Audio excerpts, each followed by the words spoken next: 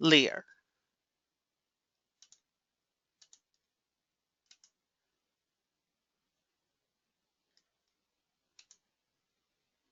Hello. Hello, everybody. Thanks for joining us here today for our webinar entitled Budgeting for the Holidays and Beyond. So we'll be together for the next hour or so discussing financial strategies for the holidays. We know this can often be a very stressful time of the year financially for a lot of people. And even though we're already underway in the holiday season, the strategies that we discussed here today can be used this year, but also can help prepare you for next year and budgeting throughout the year. So although you may have already done your Christmas shopping or would have already had spent some money, it's actually not too late to change some of your habits as we continue to move forward, or at least pick up some tips for how to make next year even better. And just by way of simple introduction, I want to at least give you an opportunity to know a little bit more about who I am. As Linda said, my name is Shayna Lear Harvey. When I wrote the book Money on Purpose, published by Judson Press, I was just Shayna Lear. So I have recently gotten married this year and, of course, added another name to my name. So I'm now Shayna Lear Harvey, managing partner for Insight Advisory Group and the author of Money on Purpose, Finding a Faith-Filled Balance. And Money on Purpose I wrote to help give people a very simple yet practical way to learn to manage money from a faith perspective. As believers, we're quite often faced with a lot of challenges financially that compete for our attention and our time in a culture that seems to be very money focused and money hungry. But we don't necessarily have that call. So how do we navigate the financial landscape of our society as believers in a way that is practical so that we are taking care of ourselves and our family, but at the same time is faithful? And so what we're going to talk about today has a lot to do with the faithfulness of managing finances throughout the holiday season. But before we get started with that, I actually want to start with just a couple of trivia questions from an economic perspective as it pertains to the holiday season. You may have gotten the questions prior to our webinar, but if not, first question, how much money do you think was spent during the holiday shopping season in 2014? Is it A, $600 million, B, $1 billion, C, $600 billion, or D, $1 trillion? I'll give you a second to think about it. The answer is C, $600 billion. So there was over $600 billion, that's billion with a B, spent during the holiday shopping season last year. And this year it's expected to grow a bit, but that's a lot of money for a very short season. We're talking about just a couple of months worth of data for people to spend this level of income on the holiday shopping season. So this is obviously a very big moneymaker for retailers and anyone who benefits financially from the holiday shopping season. So they're really out there to do nothing more to get you to spend more money to continue to add to this bottom line. And this has grown significantly over the last, over history really. More and more money is spent during the holiday season and it's expected to grow every year. Second question, what's the average expected holiday spending in 2015? Now this is on an individual level. How much do you think people spend on the holiday season? A, $882, B, $645, C, $417, or D, $1,042?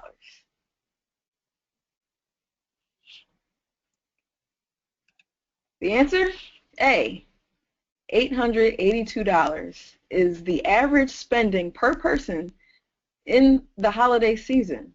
Now, this may sound like a lot of money, and for somebody like me who's a financial planner, I absolutely had to break this down in terms of a monthly cost. So $882, if you were to actually break that down on how much you have to save per month to get to that, that's $73.50 per month, where if you put that away, you have all the cash you need by the end of the year to handle all your Christmas expenses. Now, that may seem like a high number for a lot of people, but it actually it takes into account a lot of what the little things are when it comes to holiday spending.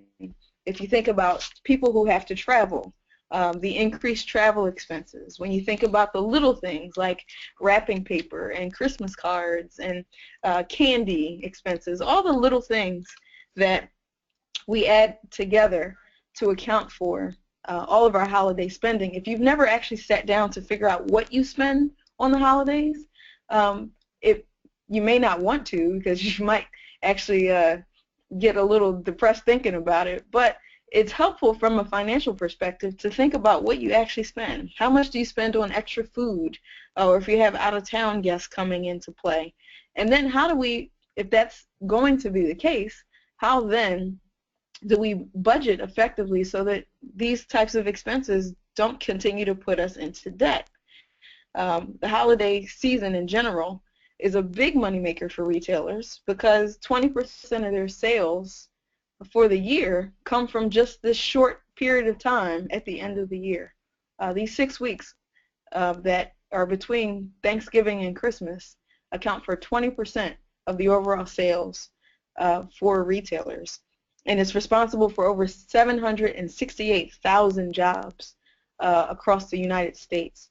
So it has a huge economic impact to our country and our country's bottom line to get to a place where Christmas has been very commercialized.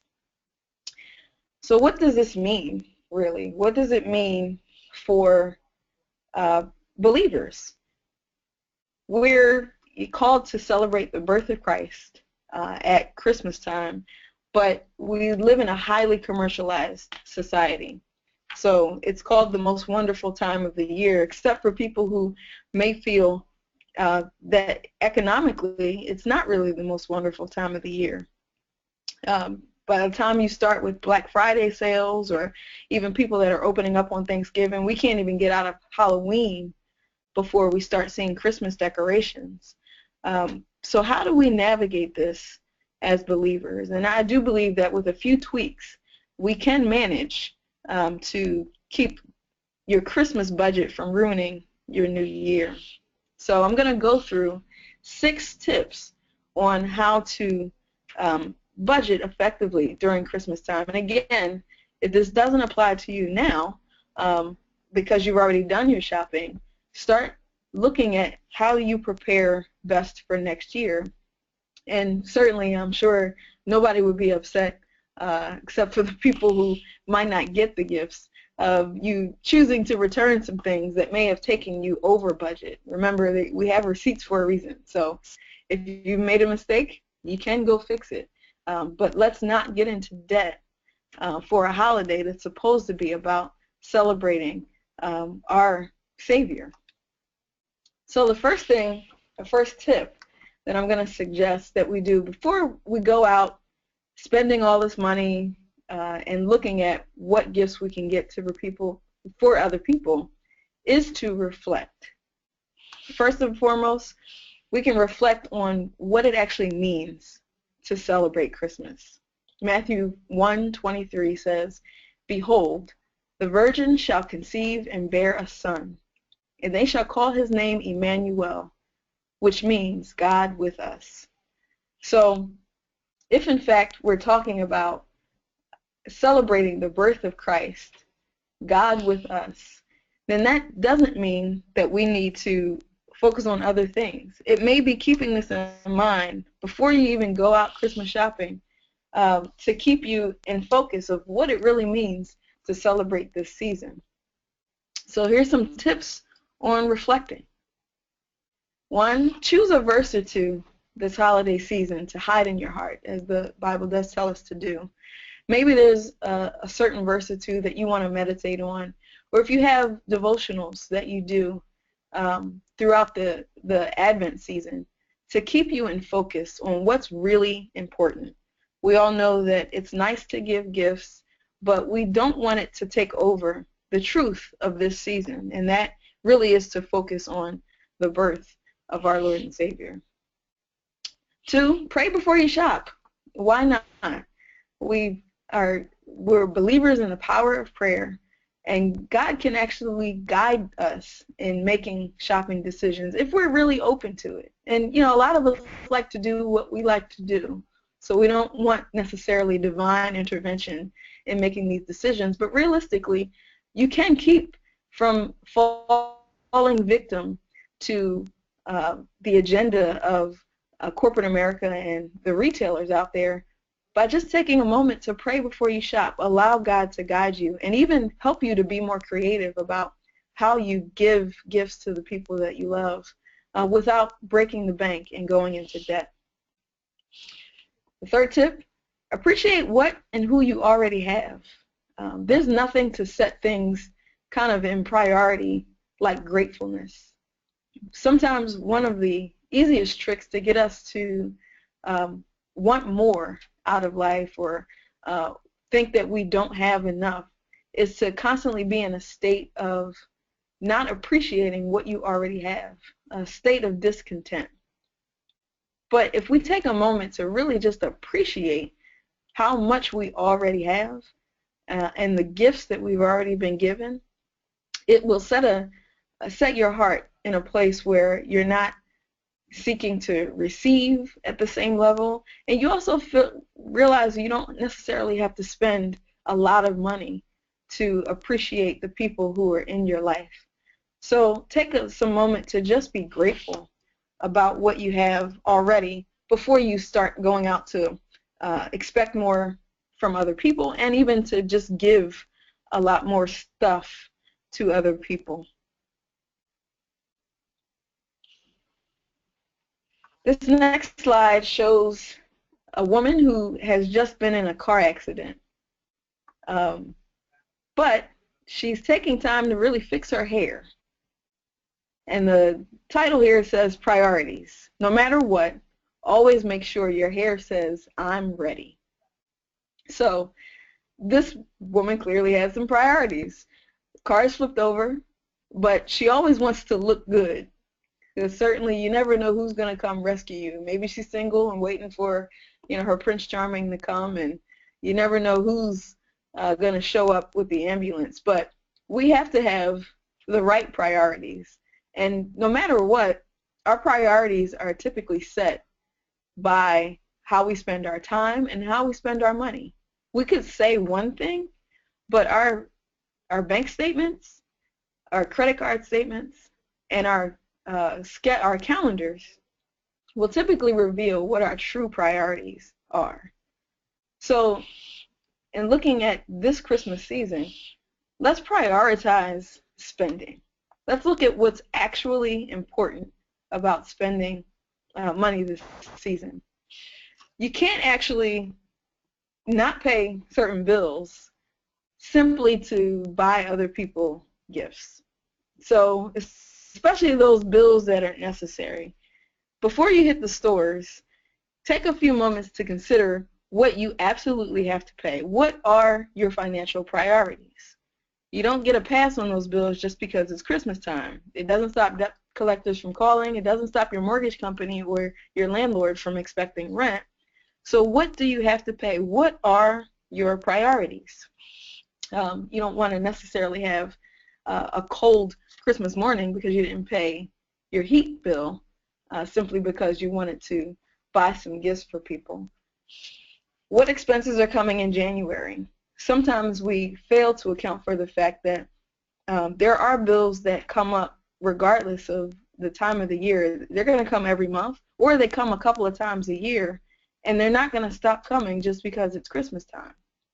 So what expenses do you have now that are necessary to pay, and then what do you have to plan for for January? Is your car insurance coming due, every 6 months? And is that the time that's going to be coming so that you have to pay it?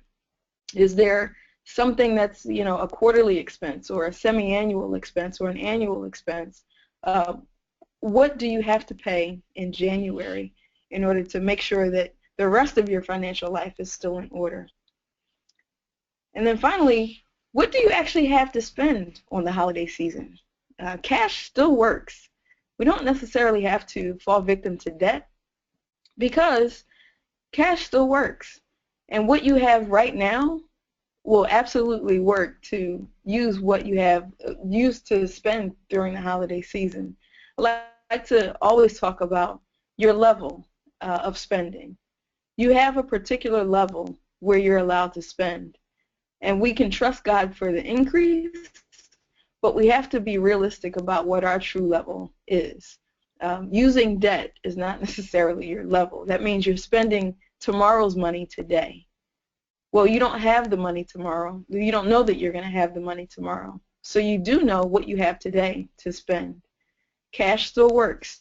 Let's figure out what you actually have to spend on the holiday season before you start to go into debt or negate all the things that are necessary in order for you to live your life comfortably just because you wanted to buy some gifts. Third tip, plan. Planning is also very important.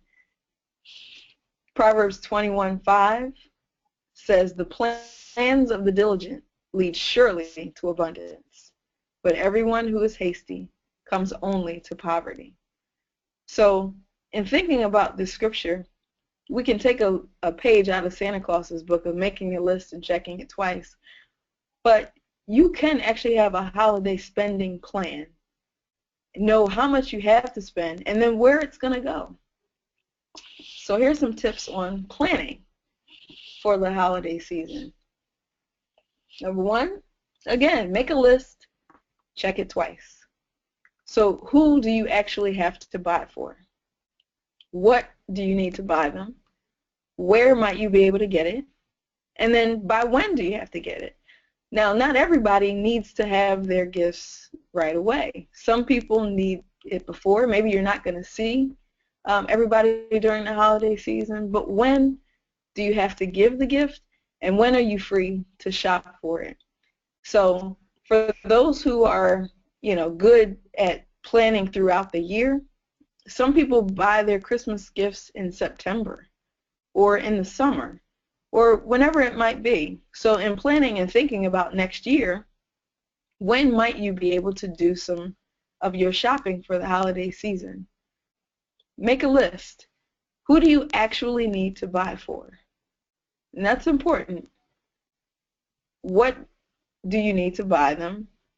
And where can you get it from? Now, the where is also important because there are certain places that are better to spend money than others. They can make your dollar stretch. It's the same thing that's available at one store, also available at another at a discounted rate. Online shopping, if you can get deals that way, is it a good idea to try to do that?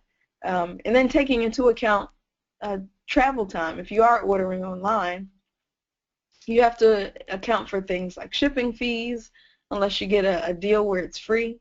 It adds to the cost of the gift. Travel time, if you're going out to the malls, the gas you spend to get there. How will you shop this year? But make a list and have a plan to do what you do. Anything that you do intentionally typically can get done better only because you've taken time to think about it. So make a list of what you actually have to buy this holiday season. Then set a limit. Make sure that once you understand how much you have available to spend, set a limit. How much are you willing to spend? How much total, and then how much per person? Some people you may spend more on than others. Maybe for your spouse you spend a little more money, or for your kids. But your siblings, not as much, or your coworkers, or friends, or however you choose to choose how much you're going to spend per person. Think about it before you actually go out to spend the money. Buy now, pay now. Make a commitment to use cash or cash equivalents. And the cash equivalents could be things like gift cards that you already have, anything that's available to use now that you're not paying interest on or carrying over beyond the holiday season. And I know for a lot of people, they're not used to that. They're used to using credit cards and carrying the debt burden into the new year. But try it using cash. And we don't like to do that because it's going to probably take us out of our normal pattern of behavior. And maybe even make us feel like we're embarrassed because we can't give at the same level. But it's true. That is something that's not true. And one of the things that we have to, in reflecting on the Christmas season, is recognizing that God is already committed in sending Jesus Christ here to be with us where we are. That's true. So if your normal holiday spending is $1,000, but your true level is $500, then function at your true level and allow God to be God. And if there's a level of increase that he can provide, he'll do so without the debt, especially not for this holiday season. But make a commitment to try something different if you're used to going into debt. Use cash or cash equivalents. You'll be surprised how that actually will grow and mature your faith to new levels that will take you a number of places throughout the rest of the year for budgeting if you could commit to just living on your current level. Use cash this season. Now, one of the things you also have to do when you prepare and you plan for the holidays is to be aware of your own financial personality. Now, in the book Money on Purpose, I included a quiz on your financial personality. What I've discovered is in working with people in the financial services industry, and I work pretty closely with them one-on-one, is that not everybody has the same engagement of money. We all have a particular personality that affects how and where we use money. There are the spenders of the world. Spenders are typically people who enjoy spending money. It comes very easy to them. They are, typically people who like to have a good time. They're live for today people. You only live once. Tomorrow's not promised. They like to shop. They can find deals. They're usually really good about that. They catch things on sale because that's their world. They like to spend money. Then you have the savers of the world. And the savers of the world are typically people who are a little more conservative with their money. They may not spend at a high level. They tend to be very good about putting money away or at least planning out their money in a particular way so that they're not always out spending it. But they do have a more conservative perspective to money. Then you have the givers of the world. Givers are people who think money is there to be shared with other people, and they're very giving about what they have. If they have it, then you have it. If there's somebody in need, they're typically the people to step up to the plate and provide for those people in need. These are the givers, and this is something that governs how they handle money.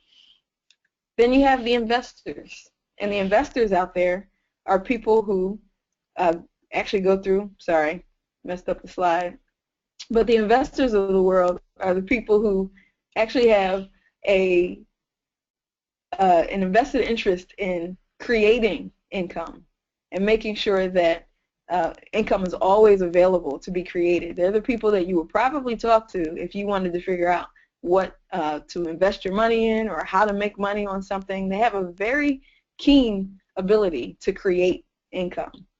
My personal personality is that of a saver. I'm a saver investor. So I tend to be more conservative with how I handle money. Some people call that being cheap.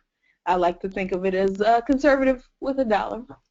But I'm also an investor. I think all the time about how to create income. I'm not as great at spending money, and I need to be even better about giving money. So what I really want to kind of put out there for all of us is that we have something to learn from each other about these financial personalities.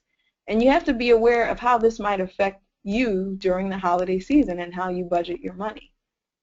Because savers like me might do a great job at putting away money throughout the year, or investors creating income, but we might learn something from the spenders. They might know where to actually get the good deals, and the givers, people who are very generous about giving money.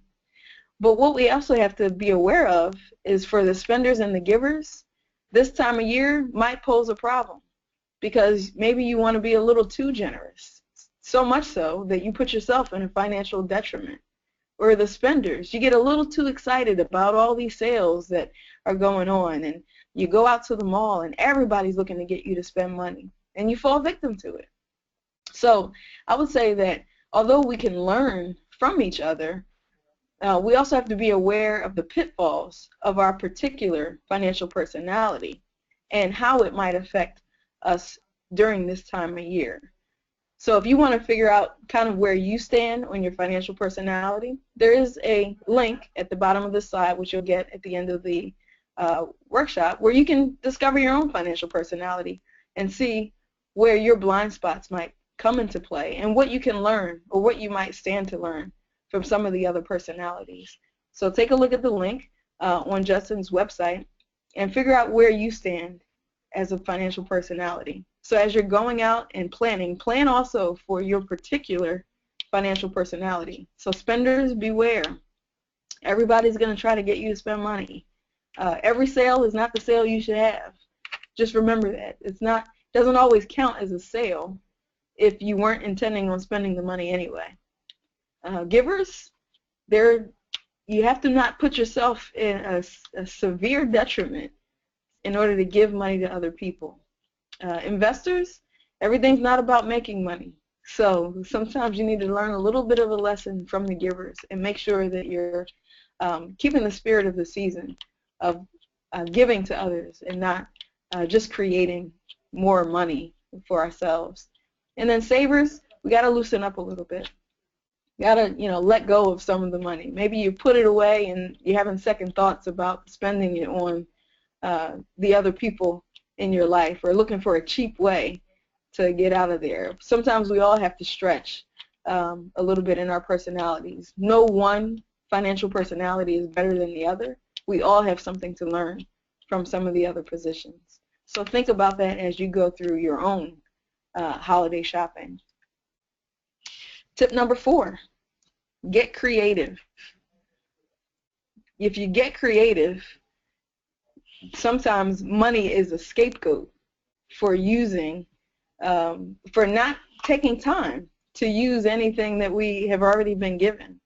If you remember as little kids, we would make our parents Christmas gifts. I know my grandmother even still has, from the time I was probably 3 years old, Honey Smacks vase that I created out of construction paper and Honey Smacks. I don't know how it's lasted all this time. That's probably not good, but it was there. It was a gift. It was a Mother's Day gift. But I know that in school, in elementary school, we would make gifts because we didn't have money to buy things. And sometimes as adults, we still don't have money to buy things. But that doesn't mean that we can't get creative. And maybe it's time that we start setting new trends so that people don't have the expectation that we're only going to spend money in this holiday season. Sometimes creativity can go a long way. I've received really great creative gifts from friends of mine when they were going through troubled times. And I really appreciated the fact that they still thought of me and actually thought more of me because they took the time to make something that they had access to, and they lived at their level. I really appreciated that. So maybe it's time that we start again thinking about how do we get creative? Let's not lose the spirit that we have as children and not use money as a cop-out all the time. It's a lot easier to write a check or spend some money than to give a little more thought to a gift from the heart. So here's some tips on being creative. Think about what skills or talents you actually have. What do you have in terms of skills or talents? Can you make anything? Are you creative? Use some of these skill sets to be a blessing to someone else, because that is something you already have that can keep you from going into debt in spending money. Sometimes you'll surprise people with what you do and what you have the ability to create. You'll surprise yourself in what you have the ability to create if you give yourself a chance to do it.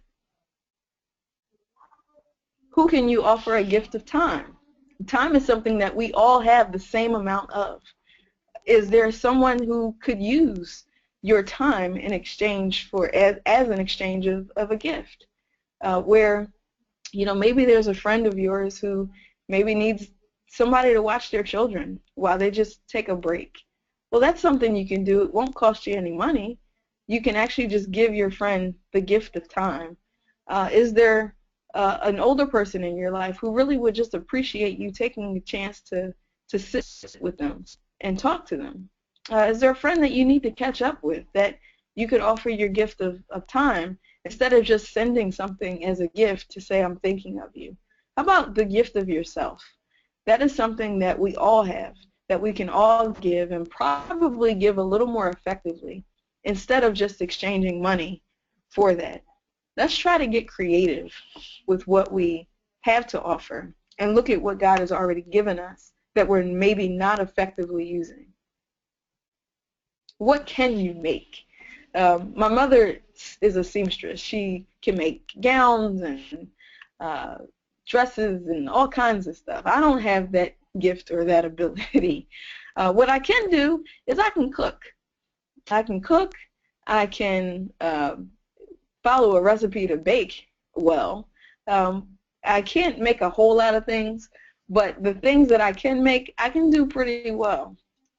So I think about that from time to time as to what is it that I can make for someone that, might be a great gift. I know people who are great at knitting or crocheting, and they use that as an opportunity. Another friend of mine who didn't have very much money knitted me a hat one Christmas, and I still have that hat, and I still appreciate that hat because I needed a hat. It was a hat that I didn't have to buy, but she had the gift and the ability to make that, and it cost her time, and it cost her whatever the amount of money she spent for the material, but I know that it wasn't nearly as much as it could have been if she had just simply bought me a gift. So sometimes taking a look at what you already have the ability to make can keep you from spending money when you don't have to. So think about what you can do. How can you get creative and make a gift or offer your skill sets or offer the gift of your time? Don't always use money as a cop-out for being able or not able to give somebody a gift. Lack of money does not equate to a lack of ability to give.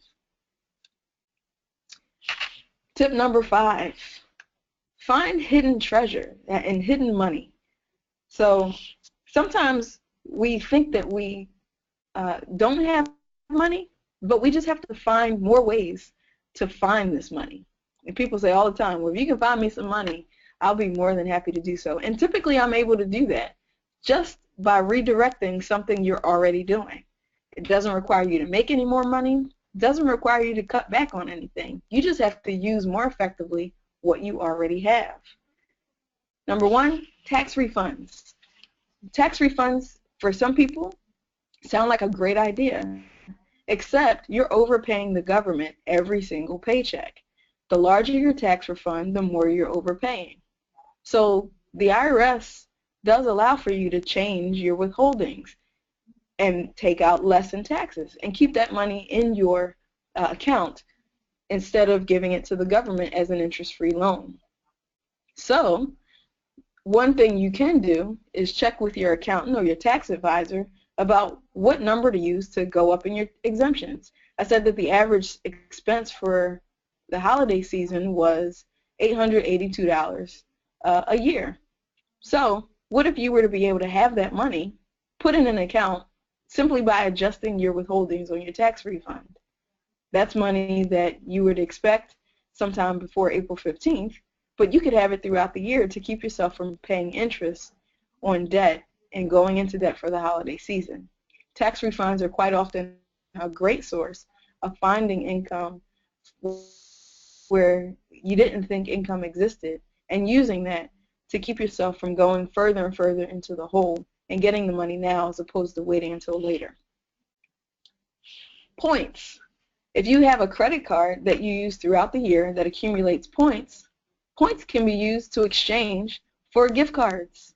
I know I did this one year. I was in school full time. I didn't have a lot of money, but what I did have was an American Express card with membership reward points. So I exchanged those points for gift cards at a particular retailer, and I did all my Christmas shopping at that retailer. So that was able to, I think I had at least about $200 in gift cards because I never exchanged my points for anything. So I was able to buy gifts for the people that I care about and not spend a dime of my own money, at least not money that I hadn't already spent. So points can be a great source of finding money to use to buy things for people instead of having to use your own cash. It's money you've already spent. Just use it more effectively to make sure that you're not putting yourself into a detrimental position. Old gift cards. If you have gift cards that you yourself have not yet used, and maybe they're old for a reason because you didn't really want to, but you can use that to go buy something for somebody else that, you know, is money that was given to you as a gift, but you can use it to, I guess it doesn't count as an exact re-gift, but you can use it to buy gifts for others instead of using your own money. So there are places that you don't particularly shop, but maybe you were given a gift card to this place. Well, use that to buy gifts for someone else who might actually shop there. There are plenty of opportunities with old gift cards that you might find lying around the house that you haven't yet used that can be used to keep yourself out of debt this holiday season. Change jars. If you keep yourself a change jar throughout the year, you'd be surprised what that adds up to. I had a very small change jar that I didn't think would amount to very much, but when I took it to the bank to exchange for cash, I was able to purchase a ticket to a basketball game using that money when I was in a place where I didn't have a lot of money available. And I really wanted to go to the game, so I figured, well, the change jar might be a place where I can find money. Turns out I had exactly enough for the ticket. If you have a larger change jar, you never know what that can amount to. It's a great way to use something that you typically wouldn't have a lot of use of and use it effectively to buy Christmas gifts. So people discount the power of change all the time.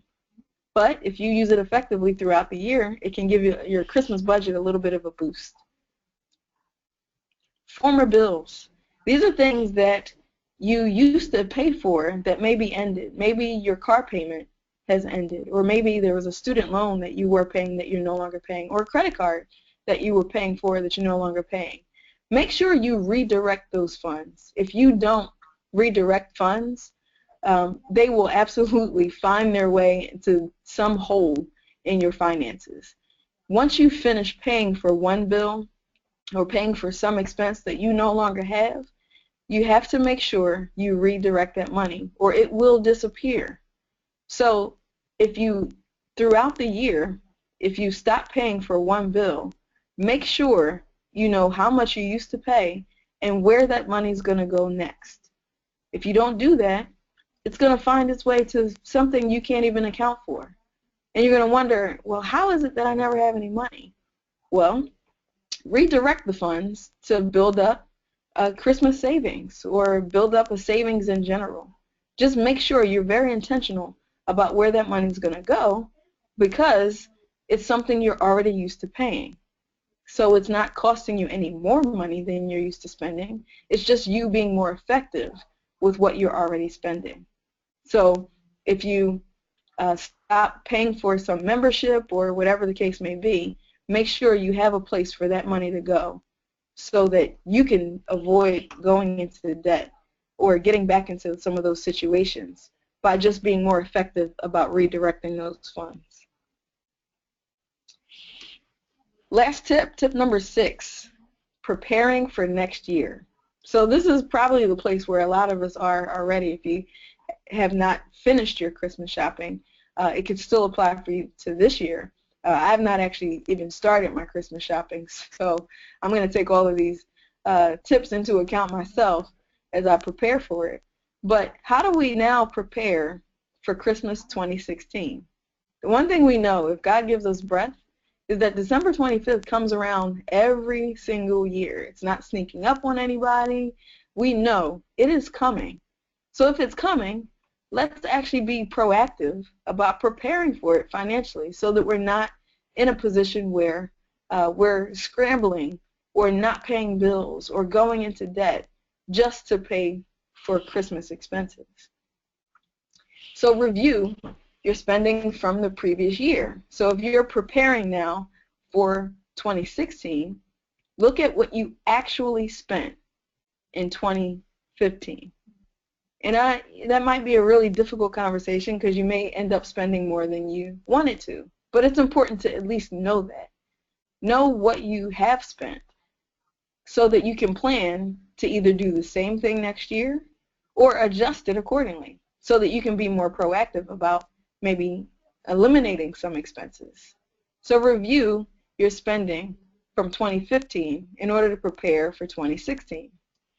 And now you can create a plan as to how to get that money. So if in fact you did spend the average per person spending of $882, that's $72.50 a month. If you can find a way to put away $72.50 a month, you can avoid going into debt for the holiday season and even have money to buy things throughout the year. You just need to review what you've already spent and use actual numbers, not pie in the sky, this is what I hope to do numbers. Use what's true. Start a Christmas savings fund. In order to keep yourself from going into debt, you do need to have something available in terms of cash. So plenty of banks out there have Christmas clubs, or you can even start just a regular savings account, or even if you have to get one of those prepaid cards and use that as your Christmas savings so that you can have access to cash when you need it. Whatever method's going to work for you, even putting an envelope away in your home if you want to. I don't know what your personality is or what works best for your lifestyle, but start some kind of a savings that's specifically geared towards the things you know that are coming, that you're going to spend money on, Christmas being one of them. Start a Christmas club account, even if you have to do it in your own home. Purchase off-season items. After every year, after every Christmas, all the wrapping paper and gift bags and Christmas decorations, they all go on sale for typically half to 80% off. Why not pick up some things at the end of the Christmas season for next year? That way, you're already ahead of the game and spending money at a lesser level than if you wait until Christmas to buy everything. Purchase intentionally. And intentionality has a lot to do with how well people do financially. The more intentional you are about how you manage your money, the more likely it is that you're going to reach success. So make your purchases intentionally throughout the year. One of my friends gets all of a group of us a small gift every Christmas, but she always buys it before March. And she tells me every year, I've already gotten the Christmas gift. It's usually February or March. But she does it because she knows that she doesn't want to be stuck with a big bill to have to spend money on at the end of the year. So she does things throughout the year. As time goes on, she'll accumulate enough and already be prepared for Christmas. Now, she's not the average person because she actually is very good about planning ahead. But for any of us, if we just take a little bit of time to be intentional about our purchases, to have a plan of action instead of just being spontaneous all the time, you'll save a lot more money that way. So be intentional about what you spend, how you spend it, and when it's best to spend this money. So here are some tips on budgeting in general that can help get your 2016 off to a great start. Once the holiday season's over and this whole $600 billion is already spent, everybody's going to start making New Year's resolutions and want to do better next year as you did this year. Well, that's really only going to happen if you're intentional about doing so. So what are some things that you can do in 2016 to get it off to a great start that can actually, you can start right after the holiday season or even right now? There's a saying that I have when I do workshops that money is like water. You have to direct its flow. If I were to turn on a spigot and just have water come out of the spigot and go wherever it's going to go, I'd have a mess. But if I actually create some kind of a trench or some type of path for this water, it's going to go exactly where I want it to go. So this is one of the things that we have to remember about our money. If you don't direct it, it's going to find its way to wherever. And if anyone's ever had a leak in their home from a roof leak or whatever the case may be, money will always find some kind of a crack and seep right into it. So don't necessarily think that just because you don't pay attention to your money, it's not doing something. It's always doing something. You just might not know what it's doing. So you have to be willing to direct the flow of your money. So be intentional. Don't make budgeting haphazard. Even though it may not make you feel good to do it, it will help you just to gain a little more control over what's happening in your financial life. It doesn't have to be haphazard and all over the place like spilled water. You can actually do something about certain things in your financial life, even if you feel like you can't. There's always something you can do. Be realistic. The truth of the matter is some things you're just not going to do.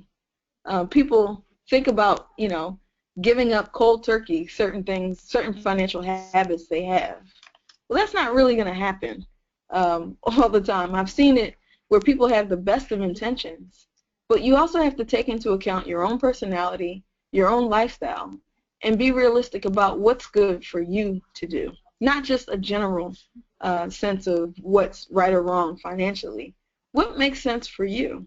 Some things you just won't do. Seriously, if you're not willing to give up going out to eat ever, don't say that you're going to go out to eat never.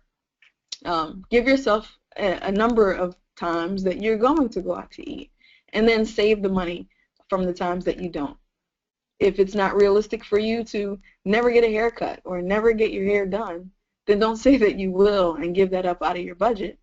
Just set yourself a standard for what's realistic for you, and make sure that you're redirecting the money that you would have spent on some of those things to other places that you need them to go.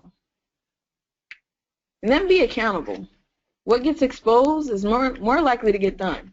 So if you don't have anybody who can keep you accountable, make sure you find either a professional, or there are plenty of websites out there that can also just give you some accountability. Setting any kind of a goal without accountability is really just giving you an opportunity not to meet that goal. There's nobody else to keep you accountable to it. So you can justify any type of behavior in your head. You can make any excuse for yourself, but there's nobody else around. So most of the time, things don't get done.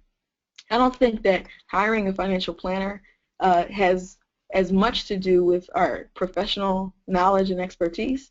It actually helps because you have somebody that you're paying to keep you accountable, to make sure that the goals that you say you want to achieve, you actually have the ability to achieve them. People have coaches all the time just to keep them accountable to the goals that they set for themselves. So if you have a financial goal, find somebody that you trust to keep you accountable to reaching that goal. If it gets exposed, it is more likely to get accomplished. Then finally, be flexible. Recognize that the plan that you set up in January might not work in June, and that's okay. As long as you are actively managing and being intentional, being realistic about it, being accountable, that's part of what the process does. It just gives you an opportunity to be flexible. You find out what's working and you find out what's not. So don't beat yourself up too bad about not reaching your goals. It certainly is, more often than not, you're not going to exactly meet the expectations of your plan, but you're going to get close. And so it's important to be flexible because life is going to require you to be flexible. rarely is anything static. So we want to make sure that even in our finances, we have flexibility built in. And finally, the book Money on Purpose is available for sale at Judson Press at the website. And there's also going to be, for all of those who are local, a book signing that I'm going to do on Saturday, December 19th from 3:30 to 4:30 at CLC Book Centers at 1000 Southeastern Road, Philadelphia, PA, or actually that's Cedarbrook, 19095. So if you're interested in purchasing the book Money on Purpose, you can go to CLC. You can go to Judson Press's website. You can check it out. It also makes a good gift, if I could give that plug as well, for other people. So take a look at the book. If you don't have it already, take an opportunity to purchase the book. And if you want to get it signed and meet me in person, come out to CLC on the 19th from 3:30 to 4:30, and we can chat about how to get your financial life off to a great start. So thank you very much, and Merry Christmas to you all. If you're interested in contacting me personally, here's my email information, sharvey@insightadvisorygroup.com. Again, come out to meet me at CLC on the 19th at 3:30, and we can chat a little more and hopefully help you to get your financial life off to a great start in 2016. So now if anyone has any questions, I'm here for the next couple of minutes to answer those questions. But thank you so much for your time and attention and sharing your lunchtime with me. Thank you, Shayna. I do see that there is a question here. Actually, I just lost it. Maybe it was a question about how to buy the book. Let me open up the line to J.R. Harvey. Hello? J.R.?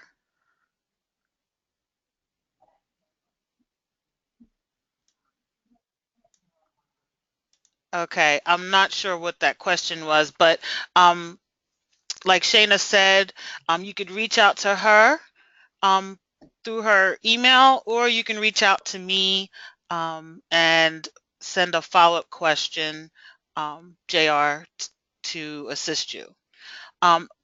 Is there anyone else that has a question for Shayna at this time? I know we're bumping up really close to the 2 o'clock hour.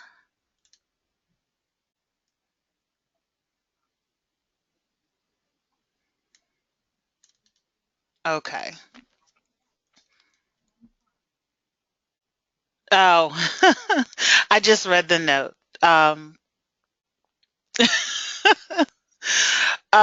Shayna, I think your husband's on the line. Oh, okay. All right, everyone. Um, Thank you so much for joining us today. I do encourage you to check out Shayna's book. Also, when I send you the link, go out to Judson Press's website and check out your financial personality and learn more about how your relationship with money. If you buy the book, go online and buy it because you get it at a 20% discount.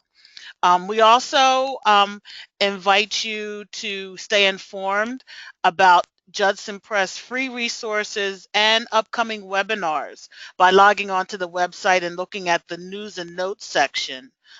Or you can join our mailing list, and in our quarterly newsletters that we send out, we notify subscribers about free webinars that are coming up. So again, thank you so much. We appreciate your time, and enjoy the rest of your day, everybody.